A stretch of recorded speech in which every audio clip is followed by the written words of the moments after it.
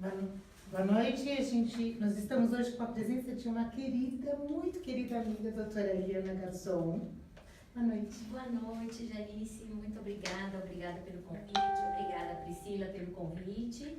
Nossa, pra gente é um prazer ter aqui. Eu quero apresentar um pouquinho do que é a doutora Eliana, quem é a doutora Eliana Garzon. Ela é graduada em Medicina pela Faculdade de Ribeirão Preto, da USP de 1988, fez residência médica em Neurologia e Neurofisiologia Clínica no Hospital das Clínicas de Ribeirão Preto, doutorado em Neurologia pela mesma faculdade, em 97, não é? E pós-doutorado junto à Cleveland Clinic Foundation, nos Estados Unidos, em 2005. Neurologista atuando principalmente nos seguintes temas: epilepsia, eletroencefalograma, vídeo-EEG, tratamento cirúrgico das epilepsias, epilepsias infantis, estado de mal epilético. Então, nós temos muito o que conversar e vamos ouvir um pouquinho do que tem de novo na área da epilepsia infantil hoje. Boa noite a todos.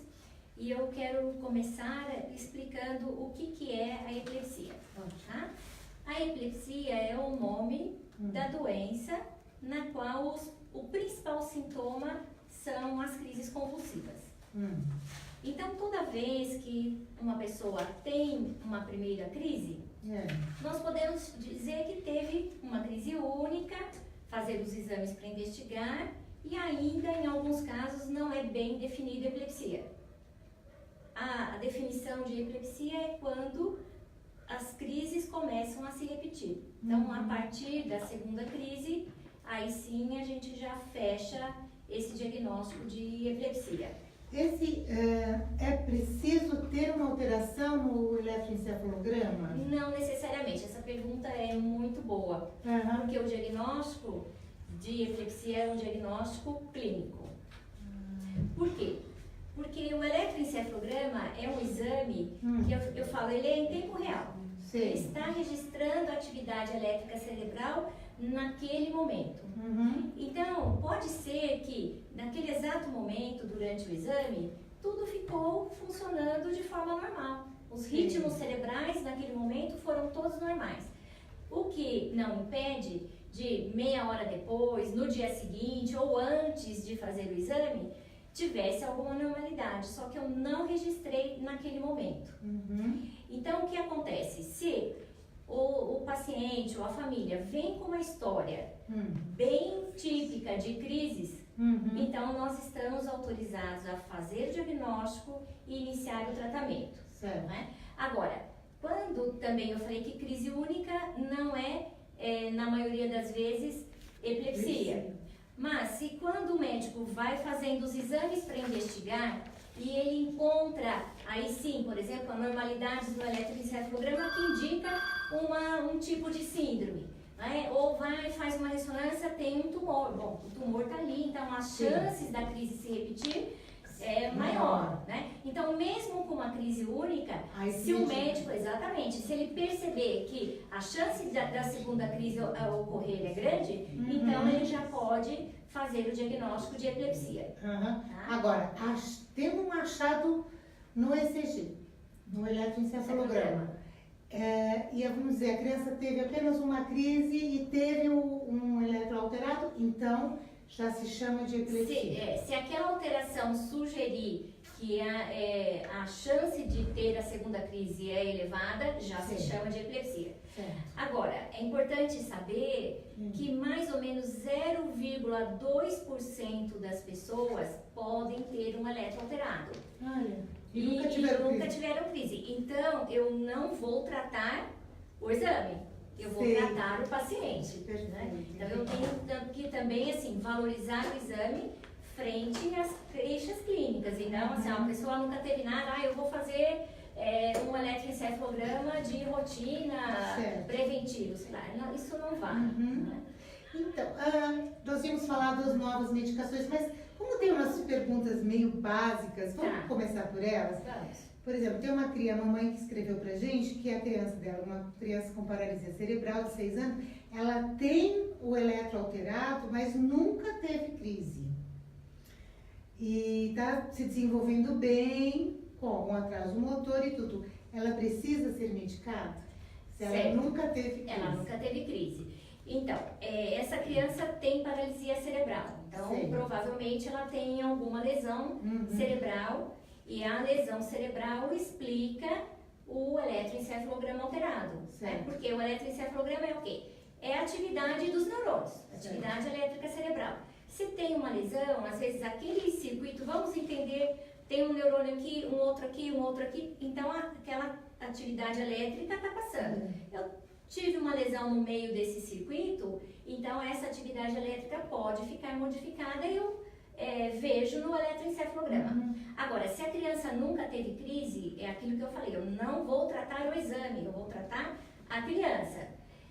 Está alterado? Vamos orientar essa mãe, onde está a alteração, se por acaso a criança vier a ter crise, qual seria o tipo clínico, a manifestação, para ela ficar observando e fazer contato com o médico, explicar o que ela está vendo, filmar, né? Hoje em dia, com a facilidade das câmeras do celular, é muito importante a filmagem, porque aí o médico enxerga aquilo que a mãe está falando e pode definir se aquilo é ou não uma crise. Então, essa criança só deve ser tratada, ela deve sim manter um acompanhamento, mas só ser tratada com medicação para a crise convulsiva se ela vier a apresentar crise convulsiva. Bem legal. Uma mãe fala que o filho toma anticonvulsivo, mas ele só tem crise quando tem febre. Isso é comum, né? A convulsão febril. E ela pergunta se esse está certo. Tem que se medicar a convulsão febril? Depende, tem diversos casos. A convulsão febril é aquela que acontece, ela tem idade para começar e meio que idade para terminar. Né? São aquelas convulsões que acontecem em crianças normais com idade aí entre 4, 6 meses até 6 anos de idade. Então essas crianças têm uma propensão a cada momento que tem um quadro infeccioso ou que tem uma febre, elas acabam tendo uma convulsão no momento da febre. Então, o importante para falar a convulsão febril, a febre tem que estar associada. Agora, isso então vai depender de caso a caso. Sim. Tem crianças que têm, começou lá com 6 meses, aí no primeiro ano de vida tem 3, 4 crises, no segundo ano mais 5 crises. Bom, isso vai até os 6 anos. Nós não vamos deixar essas crises acontecendo frequentemente, mesmo porque a gente não quer uma crise prolongada, né? E muitas vezes tem crianças que as crises são prolongadas, só passam quando a família procura um atendimento médico. Então vai aquela história de pronto-socorro, a criança é investigada, faz uma série de exames. Então, nessa situação, sim, deve ser tratada. A criança teve uma convulsão febril, 2, né? Vamos esperar, será que vai ter a terceira? Não, teve uma, mas a primeira já foi uma crise muito prolongada. Então, sim, vamos tratar. Vai depender um pouquinho da duração da crise, basicamente, e do número de crises. Aqui tem essa Jusca falando um pouco sobre isso, sobre epilepsia genética e a epilepsia contraída por uma lesão. Acho que é mais ou menos... assim, quando a gente fala em epilepsia, né, na verdade, uma pergunta importante que vem por trás disso é a causa. O que causou, né? Qual é a causa, a etiologia dessa epilepsia? E aí que entram os exames de imagem, os testes genéticos, os exames metabólicos. Então, assim, falar uma epilepsia genética é porque ela tem uma alteração genética e aí também tem uma gama de alterações genéticas. Tem algumas que são mais simples, outras causam muitas crises. E aí, a epilepsia adquirida também pode ser um tumor, né? Pode ser uma anóxia neonatal. Então, assim, na verdade, isso é a causa da epilepsia, né? E as duas situações, tanto a da adquirida quanto a genética, tem casos que tem um controle muito fácil e tem casos que elas se tornam de difícil controle. Falando em crises de difícil controle, o que a gente vê aqui na clínica e tudo, são as crianças com síndrome de West, né? Você não pode falar um pouquinho pra gente, porque tem várias perguntas sobre o West. O que é o West? Como se controla? Ele pode desaparecer, o eletro se normalizar, como se fala? Fala um pouquinho.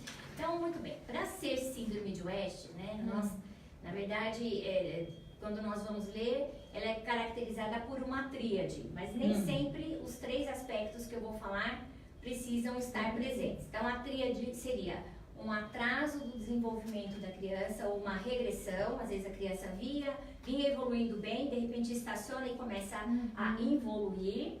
A presença de um tipo muito específico de crises, que são os espasmos infantis.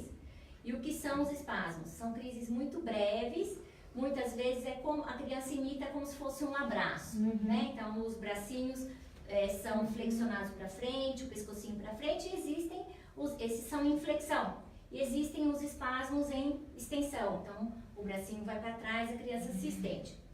E é também importante saber que muitas vezes esses espasmos eles vêm todos agrupadinhos e com muita relação entre o ciclo vigília e sono. Então, preferencialmente quando a criança está despertando ou quando está dormindo, no início do sono.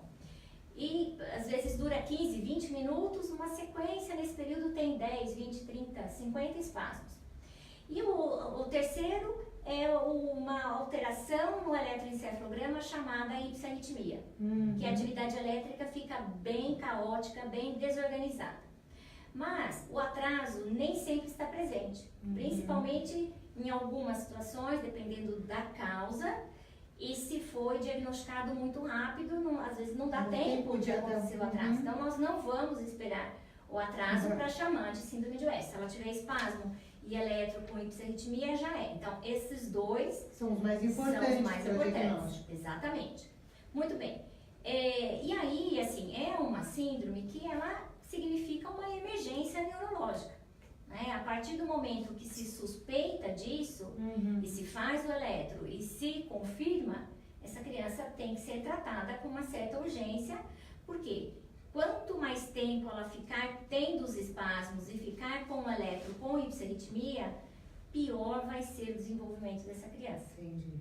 Então, é uma síndrome que nós temos que ter muito cuidado e é uma agilidade do tratamento. Acertar a medicação para o West? Na verdade, assim, isso já é bem consagrado na literatura, as medicações que atuam na síndrome de West. Né? Que é uma medicação aí que o princípio ativo se chama vigabatrina e o tratamento que a gente chama de hormonioterapia, né? Através de doses mais elevadas de corticosteroides ou um tipo específico que é o ACTH. Então, essas 2 são as medicações de escolhas.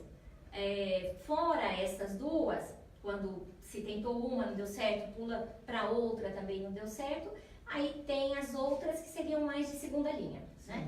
Mas uma vez feito o diagnóstico, já se escolhe. Agora, é importante saber, Janice, que a síndrome de West, assim, tem muito a ver a questão do desenvolvimento, como a criança vai ficar. Porque muitas vezes, quando a gente dá esse diagnóstico, a família vai à internet, olha, às vezes vê uns casos com a evolução muito ruim. Então, é importante saber que quando a gente fala síndrome de West, está dentro desse pacote várias etiologias.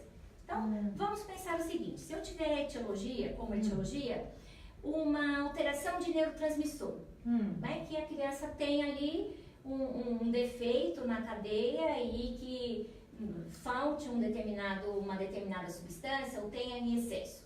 Isso geneticamente é determinado. E que se eu não tiver o tratamento para isto, eu vou tratar a síndrome de West, mas a causa continua lá. Entendi. Né? Então, se essa causa é uma causa que leva a um atraso, por mais que eu tenha sido muito rápida em resolver a síndrome de West, a causa continua lá. Né? Agora, existem casos que a gente chama de West idiopático.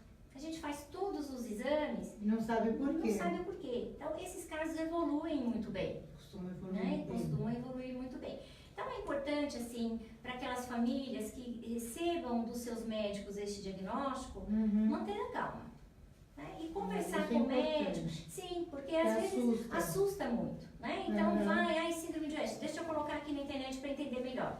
E aí, às vezes, acaba vendo uma série de casos. Eu falo que para as famílias, assim, olha, não olhe na internet, né, dependendo da situação, porque tem que ter um pouquinho de conhecimento para falar, isso se encaixa, meu filho, isso não se encaixa.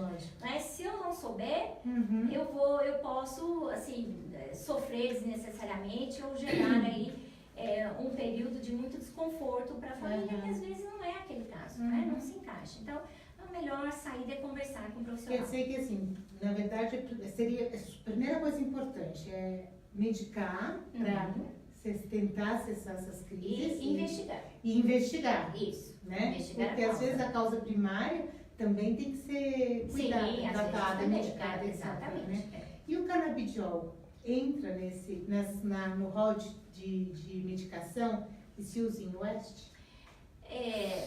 Não, assim, o canabidiol é uma... Fala um pouquinho sobre ele, porque eu acho que todo mundo quer saber um pouco mais. Quer saber um pouquinho, né? Então, é um derivado aí da cannabis, né?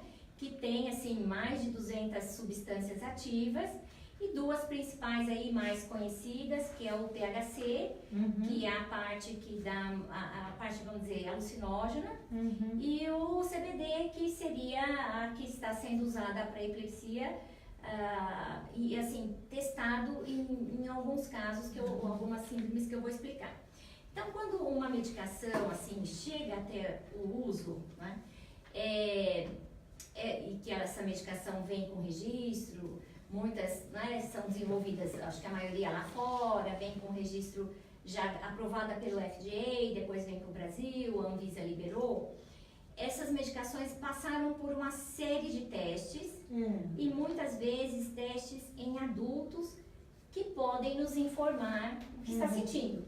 Né? Você imagina, eu te dou um remédio, aí você no dia seguinte você tem uma tontura, né? Uma náusea, um mal-estar, e aí você tem que relatar para o médico que está sentindo aquilo.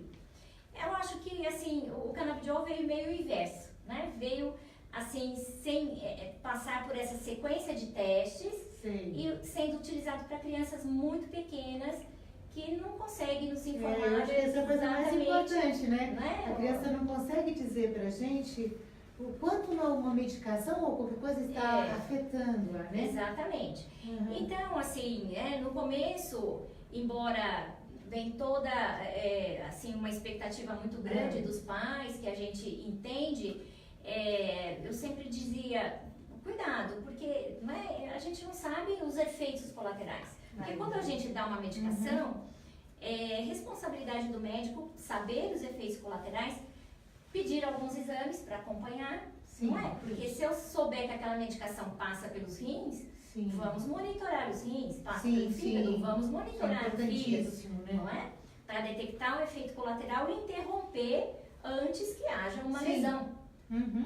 E em relação ao canabidiol não se conhecia muito, né? Não é porque veio da planta que vamos dizer, inócuo, né? Que não é desprovido, exatamente, desprovido de efeitos colaterais. Fitoterápico também não é sempre assim. Morfina também veio, né? Penicilina também. É verdade. Então, mas agora, assim, teve alguns estudos, e é muito importante aquele estudo que nós falamos de um estudo duplo cego, né?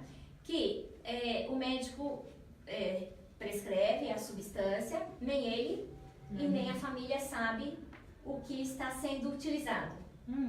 E aí utiliza lá, depende do protocolo, 3 meses, 2 meses, 5 meses, né? Cada medicamento tem o seu protocolo. E no final, e tudo que o paciente sente é tudo descrito e relatado. No final do protocolo, que vai saber se era o chamado placebo, que não tem efeito nenhum, ou se é a substância ativa. Muito bem, então isso foi feito para 2 síndromes com o canabidiol. Para síndrome de Dravet tem uma pergunta sobre e para síndrome de Lennox-Gastaut. E o que se encontrou nisso é que aproximadamente a síndrome de Dravet e a de Lennox-Gastaut são 2 síndromes que as crianças têm muitas crises. Né?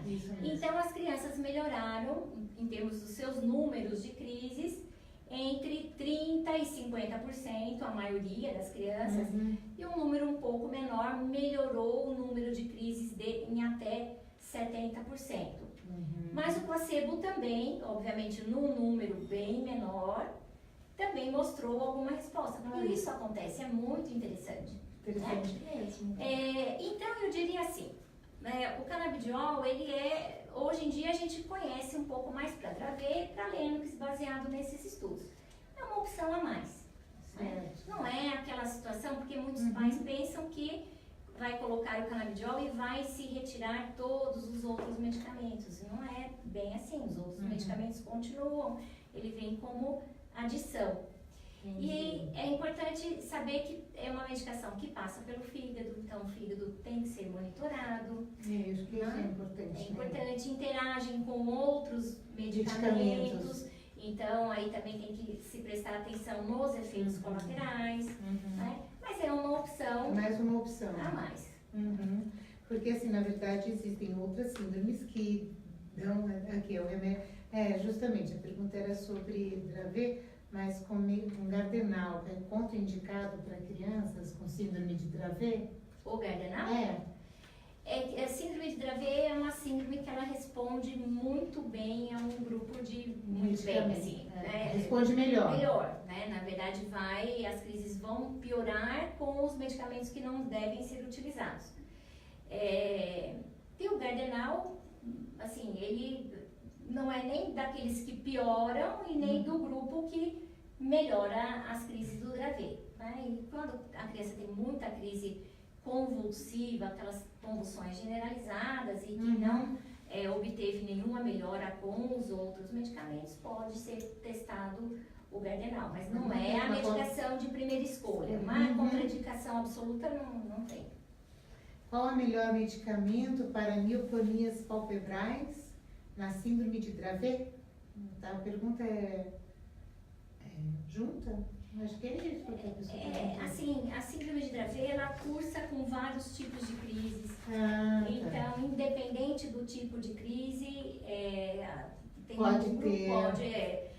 um grupinho de medicações que o médico vai combinar e vai avaliar efeitos colaterais, o que a criança já usou, as respostas. Então, não exatamente pela mioclonia tem uma medicação específica. Tá certo. Falando ainda em combate às crises, né? E a dieta cetogênica, que tem aqui uma pergunta. Qual é a sua opinião quando ela é usada, se é usada?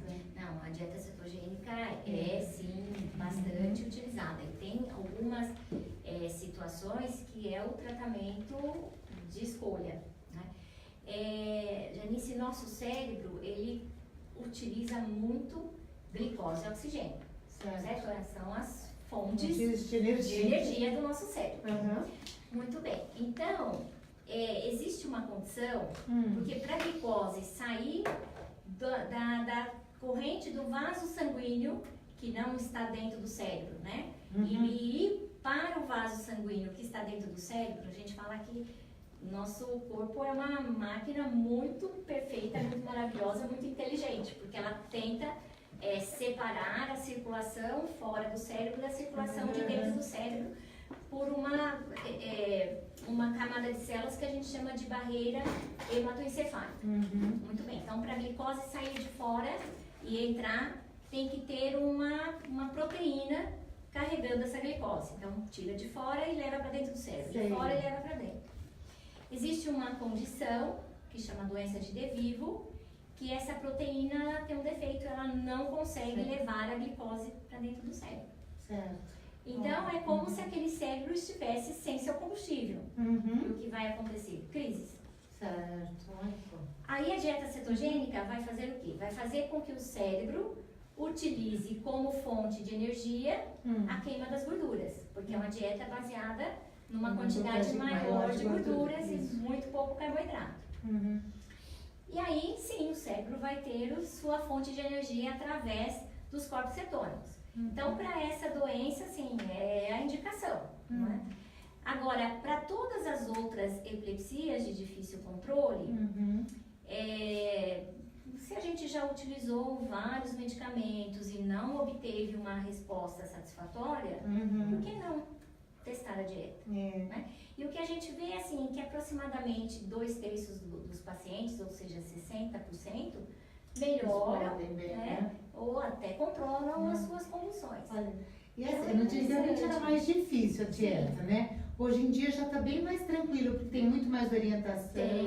Grupo de pais, né? Que trocam receitas. Exatamente. Eu acho que é um trabalho bem bacana isso, sim, né? Eu acho que né, tendo a orientação certinha da nutricionista, as receitas, os pratos ficam muito bonitos, né? A criança pode ter a sua festinha de aniversário com seu bolo cetogênico, com os docinhos cetogênicos. Que bacana, né? A ideia é realmente dar um contexto, deixar uma vida normal para quem usa a dieta cetogênica. É interessante, porque eu sou da época quando começou, era tão difícil as primeiras crianças. Não pode ir na festinha. Não, era uma mamadeira que era um conforto, tadinho das crianças, né? Não, nós estamos ainda falando um pouco sobre as convulsões de difícil controle, né? Existem várias doenças que levam a isso e difíceis medicações. Tem uma mãe aqui que fala que a criança tem agenesia de corpo caloso e uma epilepsia de difícil controle, toma Depakote e Clobazam, mas ainda tem crises. E ela fala assim, ela já tomou outros remédios, o que fazer? Acho que essas difíceis assim, a agenesia de corpo caloso, né, muitas vezes entra na síndrome de Aicardi, não sei se é o caso, né? E que realmente cursa mesmo com muitas crises. Agora, existe uma gama de anticonvulsivantes, né? Porque às vezes tem que fazer essa... Tem que fazer, ver trocas, não funcionou combinações, outra combinação, né? Avaliar, dieta, usou de tudo, nada respondeu, vamos testar o canabidiol, mesmo que não é Dravet, né? Hoje já se conhece um pouco mais dos efeitos colaterais das interações, então eu acho que tem um caminho aí muito, né? Tem que tentar, tem que trabalhar. Sim. E aí ela fala uma coisa importante que a gente vê na prática, que a criança dela deve ter problemas pulmonares porque tem tido pneumonias repetidas. Porque existem algumas medicações que... Não é só a medicação. Assim, acho que a criança também tem que ser avaliada como um todo. Porque às vezes a criança tem muita hipotonia, às vezes essa criança aspira a própria saliva. Isso é uma coisa que não é muito comum na prática. Então pode ter microaspiração da alimentação e da própria saliva. Então ela tem que ser investigada. Primeiro, né, se evitar as medicações que causam como efeito colateral o aumento de saliva, o aumento de secreções. E fazer uma investigação para ver se ela tem microaspiração. Mas existe algumas medicações que podem... Podem, os benzodiazepínicos, eles aumentam secreção, eles aumentam saliva. Você tem que ver a criança como um todo, e pôr na balança o que é melhor, exatamente, né? Exatamente. Eu acho que esse bom senso de controle não é simples, mas tem que ser feito, né? E nenhum pai, assim, quer ver seu filho, é de difícil controle, então vamos aumentar as doses de tudo. Aí vai dormir o dia inteiro. Também não é por aí. Lógico. Então, assim, tem que ter mesmo um bom senso de tentar ver a resposta dos medicamentos e tentar ver a qualidade de vida. Exatamente. Eu tenho uma pergunta, o que você acha da terapia VNS? VNS, então, é uma dos tratamentos novos, né, para epilepsia. É o estimulador do nervo vago. Então, isso é um dispositivo, um marca-passo, muito parecido com o marca-passo cardíaco, só que o marca-passo cardíaco, os eletrodos estão no coração. No VNS, os eletrodos estão no nervo vago, que é um nervo que corre aqui no pescoço, que é um nervo bidirecional. Ele tanto traz informações do cérebro para a periferia, como leva a informação da periferia para o cérebro. E aí o princípio do VNS é dar pequenos estímulos no nervo vago, esses estímulos mais ou menos são padronizados, ritmados, intervalos de tempos regulares, com intensidade de corrente que vai desde mínima até se aumentando, é tudo programado. E aí, essa estimulação, o princípio é que, estimulando o nervo vago, iria um estímulo para o cérebro e o nervo chega e tem uma conexão bastante ampla lá, entra pelo tálamo, do tálamo vai para todo o córtex, pelo circuito tálamo-cortical, para todo o córtex cerebral. E aí, com essa estimulação, tentar bloquear as descargas das crises. Né? Muitos pacientes se beneficiam também, melhoram das suas crises. Então, é uma opção para quem tem epilepsia de difícil controle. Tem algumas perguntas assim. A pessoa que teve convulsão na infância precisa tomar anticonvulsivo a vida toda? Uma pergunta de uma criança de 13 anos que já não tem mais, de um adulto, enfim. Qual é o protocolo para tomar o anticonvulsivo? O protocolo é assim.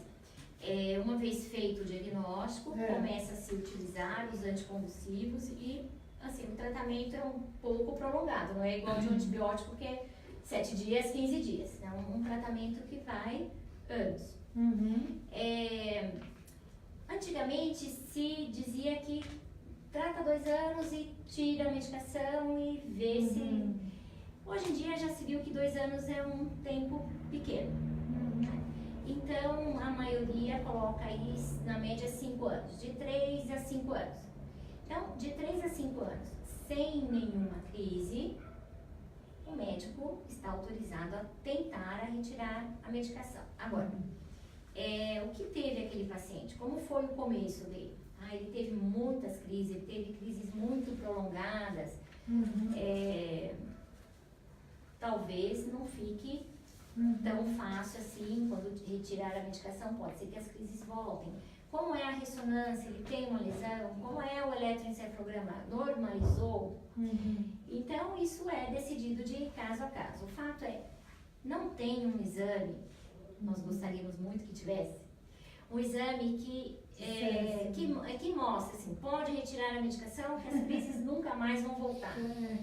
Este exame não existe, então é uma tentativa. Então, seguindo esses critérios, 5 anos sem crises, o alerta normal, não tem nenhuma lesão muito importante na ressonância, vamos tirar, né? Vamos tirar e vamos acompanhar.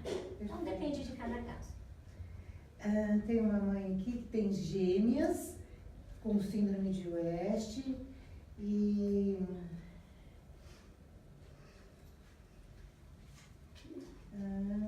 mas acho que nós já respondemos essa aqui. Ela fala que elas têm epilepsia de difícil controle, ou refratária, né, que é o outro nome. Se elas não têm mais ipsarritmia ou eletro, ela pode afirmar que elas não têm mais síndrome de West? Elas não têm mais. A síndrome de West ela é muito ligada também à faixa etária. Né? O pico de incidência dela é em torno do 7º mês de vida, no máximo até 2 anos. Raros casos tem síndrome de West após os 2 anos de idade. Então, também é uma síndrome relacionada à idade.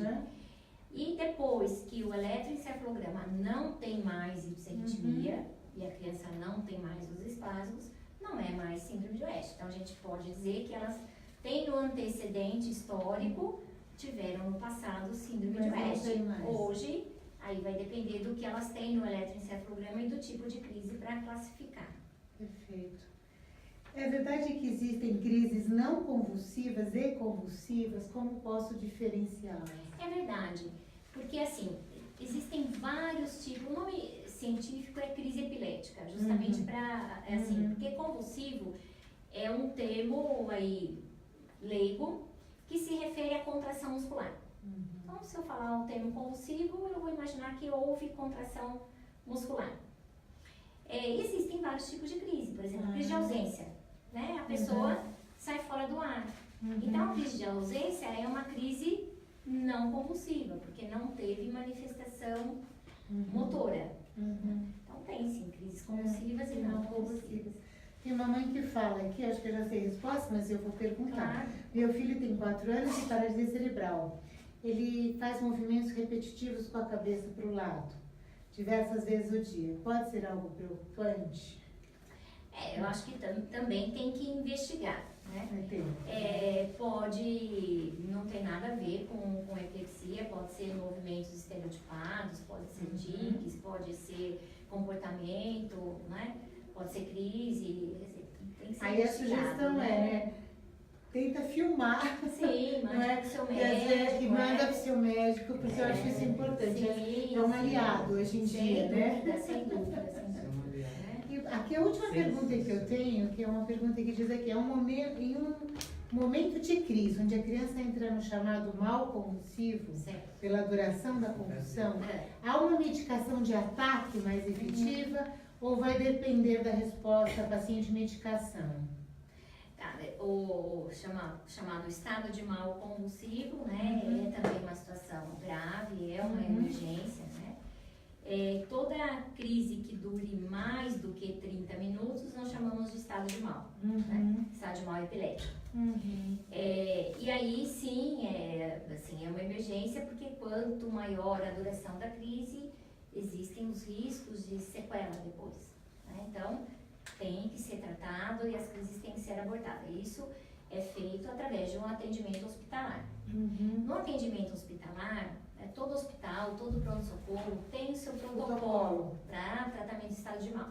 E ele vai no princípio, se eu fizer uma situação de emergência, Janice, eu não vou fazer uma medicação que demore para agir. Sim, tem que ser uma coisa rápida. Tem que ser uma coisa rápida. Para cortar, né? Para cortar a crise. Então, a família dos benzodiazepínicos, diazepam, midazolam, são medicações que têm uma facilidade, lembra que eu falei que tem a barreira hematoencefálica, né? Certo. Tem uma facilidade de atravessar a barreira muito facilmente. Então, uma vez aplicado, em 2 minutos elas já estão atuando. Entendi. Então, a maioria dos protocolos, né, acho que quase todos os protocolos, vão como primeira linha os benzodiazepínicos.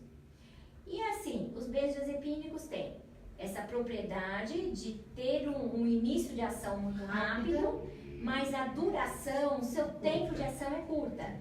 Então, eu preciso, na sequência, utilizar com uma outra medicação que o tempo de duração seja longo, né? Que aí entra a fenitoína, entra, quando estava tendo no mercado, agora está faltando o ácido valproico por via endovenosa, que é uma situação que exige medicação por via endovenosa. O fenobarbital por via endovenosa. Então, assim, o protocolo é sempre utilizar, não importa qual benzodiazepínico, uma medicação de início rápido. Tem alguma pergunta? Sim. Quando o caso é cirúrgico? Nós não falamos da cirurgia. Sim, o caso é cirúrgico. Então, a primeira coisa, né, eu acho que também nós não falamos muito de epilepsia de difícil controle, assim, de definição. Então, vamos né? falar sobre isso primeiro? Vamos falar, né? Então, assim, quando se tem um diagnóstico de epilepsia, 70% das vezes, dos pacientes, dos casos, tem a chance de cura com os medicamentos. Às vezes, no primeiro medicamento. Nossa, é alto, né? né? É alto. Bom, e temos, muito bom. Aí, 30% é que vai entrar nesse grupo de epilepsia de difícil controle. Então, para eu chegar nesses 30%, eu tenho que testar uma medicação, 2, às vezes uma associação, né? Então, eu tenho que avaliar o tipo de crise que o paciente tem e testar as melhores medicações para aquele tipo de crise, não só uma, 2, 3, às vezes uma combinação. E aí, depois que tomar durante um certo tempo, numa dose adequada, né? Também não adianta tomar subdose.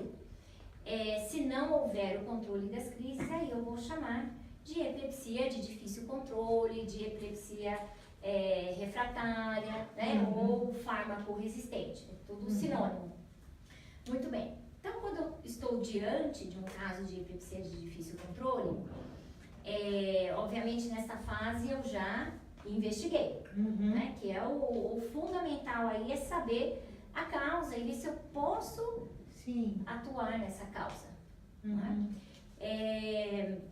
Muito bem, então se a causa demonstrar uma lesão cerebral localizada, se esta região for uma região que pode ser abordada cirurgicamente, né? Porque, por exemplo, eu não posso ir lá e retirar a área da fala, certo? Então, assim, tem que ser investigado a área onde está essa lesão. Então, se essa lesão, a gente diz, se for uma lesão, uma só, todas as crises vierem desta lesão, em uma área em que é possível a abordagem cirúrgica, então este paciente é um candidato à cirurgia. Né? Depende da lesão, do tamanho, da extensão, do tipo de lesão, e aí também as chances de cura com a cirurgia é bastante elevada, vai aí de 60% a 70% a 80%, dependendo dessas características, do tipo de lesão, da localização.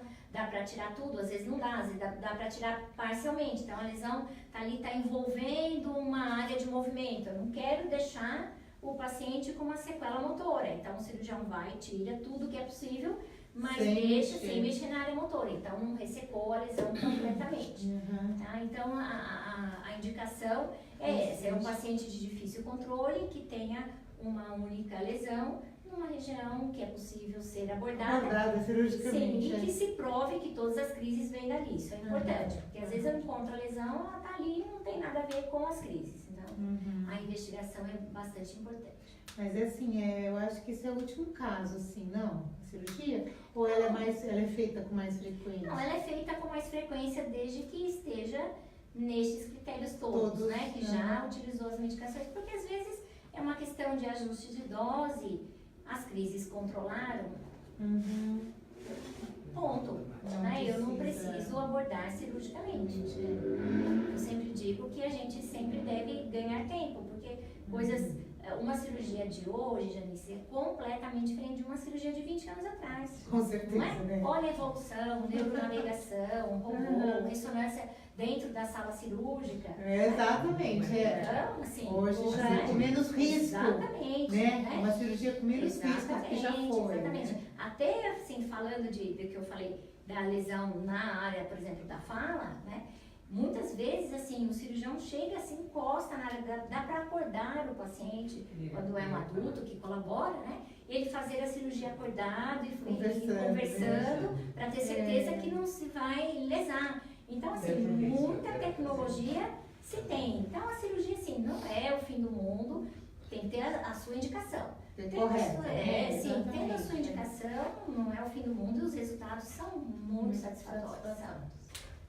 E como que a epilepsia afeta o desenvolvimento motor e cognitivo? Isso era uma pergunta que eu tinha. Nessa situação, a etiologia também é importante. Né? Porque às vezes eu falo, não, são as crises, são os remédios, mas eu não posso esquecer da etiologia. Porque às vezes, assim, a etiologia isso é uma coisa que fica mais importante a gente lembrar que existe uma etiologia, existe um porquê. Eu falo que crise é igual febre, né? A criança tem febre, você tem que saber, é pneumonia, é otite, é um sintoma, mas tem algo por trás da febre. A mesma coisa, as crises são um sintoma, tem que ter algo por trás. Né? Então, eu tenho que investigar esta etiologia. É claro que, vamos supor, eu tenho uma etiologia que ela compromete o desenvolvimento cognitivo, o desenvolvimento motor, e ainda se somam muitas crises. Às vezes eu não consigo tratar a etiologia, mas eu consigo tratar as crises. Então, vamos tratar as crises. Né? Então, é uma somatória de coisas. É claro que é uma coisa importante para falar, porque tem muitos pais que ficam muito desesperados. Porque meu filho está tendo crise, cada crise torrou o neurônio. Porque existe um mito, né? Calma, não está torrando o neurônio. Cada crise morreram milhões de neurônios. Calma aí, não morreu, não é assim. Né? A não ser nessa situação, sim. Essa situação de estado de mal, que a crise é muito prolongada, né? E mesmo assim tem gente que sai muito bem do estado de mal. Peraí, não é porque teve, vai ter sequela. Né? Teria a possibilidade. Agora, então é diferente uma criança que está tendo uma crise por dia, a outra tem 50 crises por dia, uma tem uma crise por dia durante 1 ano, a outra tem 50 crises por dia durante 10 anos. É claro que ao final de 10 anos, quem teve 50 crises todos os dias, né, vai ter um desenvolvimento cognitivo, né, principalmente, e motor também mais afetado. Então, eu digo assim, que o número de crises e o tempo em que vem tendo, né, lá no final de vários anos, pode sim afetar. Mas de qualquer forma, nem os pais, nem o paciente, nem o médico gosta de crises. Todos querem controlar. Então, o quanto antes a gente conseguir controlar, porque se a gente não consegue atuar na etiologia, na causa, né, vamos atuar no que eu posso, que são os sintomas, as crises, que tem uma gama de medicações e vamos tentar chegar aí à melhor situação possível, mas sempre que então tem muitas assim, crises, não é? Não é uma crise que vai dar um atraso, sim. Mas o importante é que esta crise tem que ser vista com muito carinho. Exatamente. Acho que essa é a grande mensagem, né? Exatamente, essa é a grande Não mensagem. é que vai deixar, não vai causar um grande, mas tem que ser visto. Vamos ver. E o porquê. Porque eu não vou esperar ter... E uma né? coisa que, assim, a gente que lida com as crianças no dia a dia, uma coisa super importante que deixa de, não é para falar, é para dar a medicação certinho, né? Sim. Horário certo, dosagem certa, porque às vezes a gente tem um pouco de problema nisso, né? Sim. Não é? Tem problema nisso. Na hora da dose, perdi a hora. Não, gente, isso é muito sério. É muito tem que sério, ser feito direitinho. E é importante também ter o controle, né, do exame de sangue, do nível sérico, do né? nível sérico, Porque se o nível sérico, ele tem sempre, né, tem um mínimo e tem um máximo. Se aquele paciente está com o nível sérico muito próximo do mínimo, se eu atrasar, ele vai cair abaixo do mínimo e a criança vai ficar desprotegida. Exato. Né? Se o nível sérico está um pouco acima do mínimo, ou muito acima do mínimo, eu tenho aí, às vezes, 1 hora, 40 minutos para mais ou para menos, né? E às vezes até falo, mas eu vou sair, eu dou medicação às 19 horas, aí às 18 a gente ia sair. Não, dê às 18, então. É melhor do que depois chegar, voltei às 21, às 22 e atrasei 2 horas na medicação.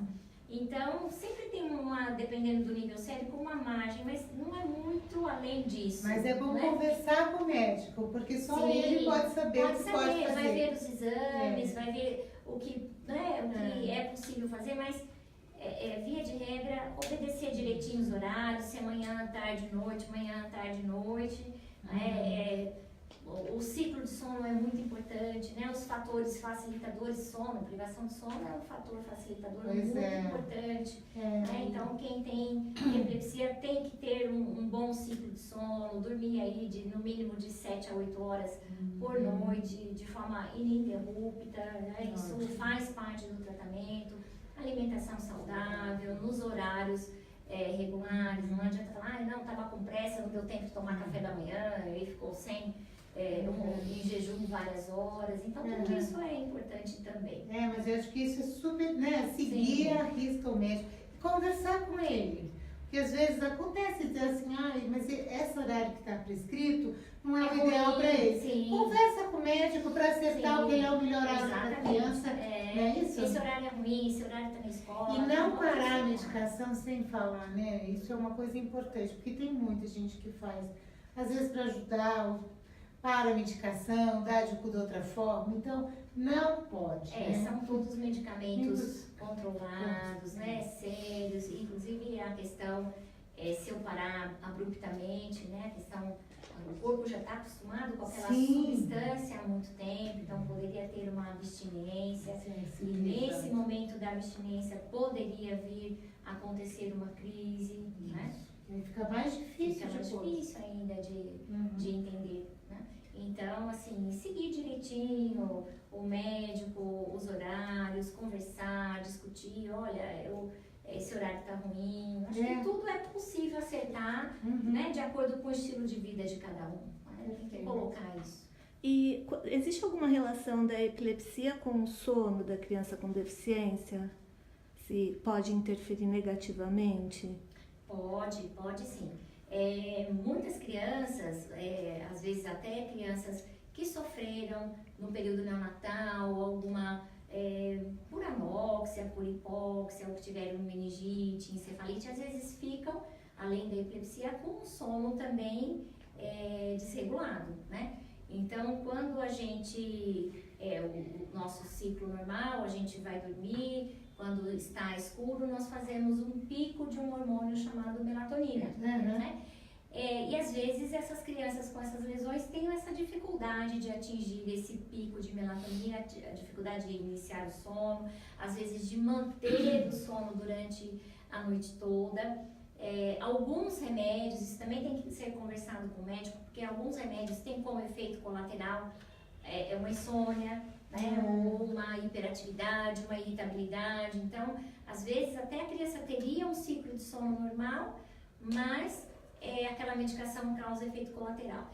E outras ainda tem crise durante o sono. Então, estava ali bonitinha dormindo, tem uma crise, desperta, aí vai começar o ciclo de sono tudo de novo, tem outra crise, desperta.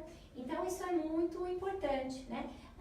Também crianças com hipotonia, aí tem toda a questão da língua, às vezes tem apneia obstrutiva, e a apneia causa um sono super irregular, às vezes a criança tem aumento de adenoide, aumento de amígdala. Então, como o sono é muito importante para o controle das crises, né, é sempre importante colocar esse aspecto para o médico, né? A questão do sono, se consegue iniciar, se não consegue iniciar, se acorda no meio da noite, por que acorda no meio da noite. Aí tem vários exames para se investigar o motivo dessas crianças que acordam várias vezes durante a noite, para se investigar se está tendo crise, se é apneia. Então, se é apneia, vamos tratar, porque se tem apneia, não está oxigenando direito o cérebro, não está oxigenando direito, é mais fácil de ter crises. E de repente, se o médico não sabe disso, não foi passada essa informação, vai aumentar o anticonvulsivante, não é por aí, eu tenho que tratar a apneia. Exatamente. Né? Então, pode ter interferência, e esse é um aspecto muito importante a ser investigado. Interessante, muito bom saber. Do sono, né? Do sono. A irritação também, né? Sim, quem não dorme bem, no dia seguinte tem dor de cabeça, tem irritabilidade, é difícil de manter a atenção. Tudo que a gente aprende é consolidado na nossa memória durante o sono, então dormiu mal não vai consolidar o aprendizado que foi utilizado e que foi dado durante o dia. Às vezes acho que a medicação não, é a falta do sono. A falta do sono é extremamente importante. Então, às vezes a criança está irritada, acha que é medicação. Não, mas ele não dormiu, qualquer um de nós, se não dormir, à noite fica a gente irritado, vai né? ficar irritado, vai ter dor de cabeça. Então, é bem importante essa investigação. E a melatonina, ela pode desencadear a epilepsia ou não tem nada a ver uma coisa com outra? Na verdade, existiam trabalhos dos dois lados, falando que ela era anticonvulsivante ou pró-convulsivante. Na verdade, nas doses habituais que a gente usa, são doses relativamente baixas para induzir o sono, ela não vai ter interferência em aumentar o número de crises. É claro que vai depender de cada caso, se a mãe achar que depois que começou a usar a melatonina, as crises modificaram, tem que passar para o médico. Mas na grande maioria, ela não vai interferir no número de crises, e se a criança, pelo contrário, começar a dormir no horário, tiver um sono mais regular, vai ter um benefício muito grande no comportamento no dia seguinte. Tá bom, né? Acho que foi ótimo. Nossa, falamos de tudo. Conseguimos responder tudo. Mas eu acho que foi ótimo. Muito obrigada. Eu gostei muito, à disposição. Foi um prazer enorme estar com todos vocês aqui. E parabéns, então, parabéns pela iniciativa. Eu acho que levar a informação às pessoas é muito importante. Parabéns. Muito obrigada.